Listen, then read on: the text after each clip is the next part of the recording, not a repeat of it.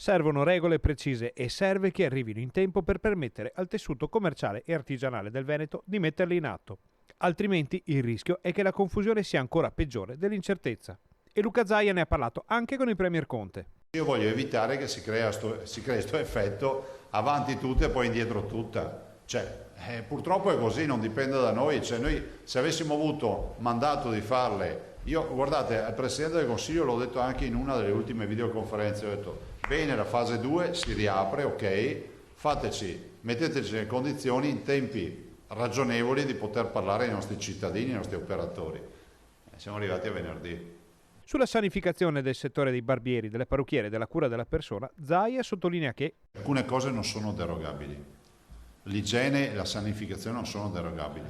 Quando io ero bambino andavo dal barbiere, penso che tagliasse i capelli con la lametta a tutto il paese prima di buttare via la lametta. Adesso non si fa più. Era così una volta, ve lo ricordate?